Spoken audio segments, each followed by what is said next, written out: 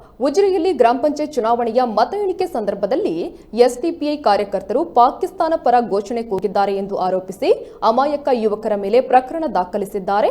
ಈ ವಿಚಾರವನ್ನು social democratic party of India Dakshina Kannada ಜಿಲ್ಲಾ ಸಮಿತಿ ತೀವ್ರವಾಗಿ ಖಂಡಿಸುತ್ತದೆ ಎಂದು ಎಸ್ಡಿಪಿಐ ರಾಜ್ಯ ಕಾರ್ಯದರ್ಶಿ ಅಶ್ರಫ್ ಮಾಚಾರು ಹೇಳಿದ್ದಾರೆ. ಮಂಗಳೂರಿನಲ್ಲಿ ನಡೆದ ಸುದ್ದಿಗೋಷ್ಠಿಯಲ್ಲಿ ಮಾತನಾಡಿದ ಇವರು, ರಾತ್ರೋರಾತ್ರಿ ಮನೆಗೆ ನುಗ್ಗಿ ಅಸಭ್ಯ ವರ್ತನೆಯ ಮೂಲಕ 3 ಮಂದಿಯನ್ನ ಪೊಲೀಸರು ಬಂಧಿಸಿ ನ್ಯಾಯಾಲಯಕ್ಕೆ ಹಾಜರುಪಡಿಸಿದ ಕೃತ್ಯವನ್ನ ನಾವು ತೀವ್ರವಾಗಿ ಖಂಡಿಸುತ್ತೇವೆ. ಬಿಜೆಪಿ ನಾಯಕರ ತಾಳಕ್ಕೆ ತಕ್ಕಂತೆ ಕುಣಿಯುವ ಪೊಲೀಸ್ ವರಿಷ್ಠಾಧಿಕಾರಿಗಳ ಕ್ರಮದ ಬಗ್ಗೆ ಉನ್ನತ ತನಿಖೆ ನಡೆಸಬೇಕು.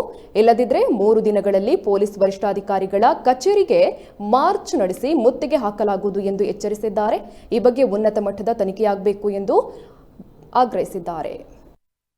ಪರ ಘೋಷಣೆಯನ್ನು ಕೂಗಿದ್ದಾರೆ ಅನ್ನುವಂತಹ ಸುಳ್ಳಾರೋಪವನ್ನು ಹೊರಿಸಿರುವಂಥದ್ದು. ಅದೇ ರೀತಿ ಈ ವಿಚಾರವಾಗಿ ಅಮಾಯಕರನ್ನು ಬಂಧನ ಮಾಡಿರುವಂಥದ್ದನ್ನು social democratic party of India ಪ್ರಪ್ರಥಮವಾಗಿ ಖಂಡಿಸ್ತಾ ಇದೆ. ತಮಗೆಲ್ಲರಿಗೂ ಗೊತ್ತಿರುವ ಹಾಗೆ ಉಜಿರೆಯ ಮತ ಎಣಿಕಾ ಕೇಂದ್ರದ ಹೊರಗಡೆ ಅಲ್ಲಿ ಎಲ್ಲ ಪಕ್ಷದ ಕಾರ್ಯಕರ್ತರು ಘೋಷಣೆಗಳನ್ನು ಕೂಗ್ತಾ ಇದ್ದರು. ವಿಜಯದ ಒಂದು ಆಚರಣೆಯನ್ನು ನಡೆಸ್ತಾ ಇದ್ದರು. ಆ ಸಂದರ್ಭದಲ್ಲಿ ಸೋಷಿಯಲ್ ಡೆಮೊಕ್ರೆಟಿಕ್ ಪಾರ್ಟಿ ಆಫ್ ಇಂಡಿಯಾದ ಕಾರ್ಯಕರ್ತರು ಕೂಡ ಪಕ್ಷದ ಪರವಾಗಿ ಘೋಷಣೆಗಳನ್ನು ಕೂಗಿದ್ದಾರೆ.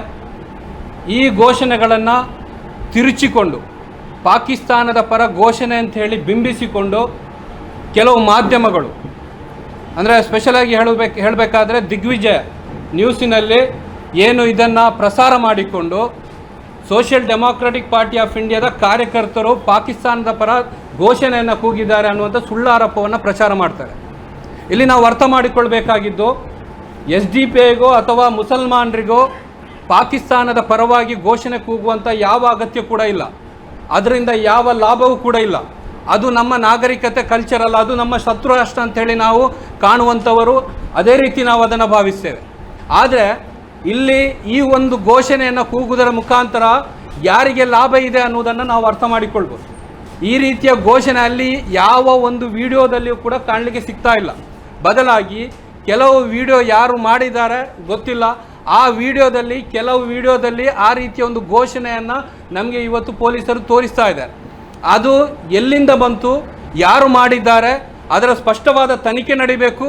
ಮಾತ್ರವಲ್ಲ, ಅದು ಮಾಡಿದವರ ಮೇಲೆ ಕಠಿಣವಾದಂಥ ಕಾನೂನನ್ನು ಕಠಿಣವಾದಂಥ ಕ್ರಮವನ್ನು ಕೈಗೊಳ್ಳಬೇಕು.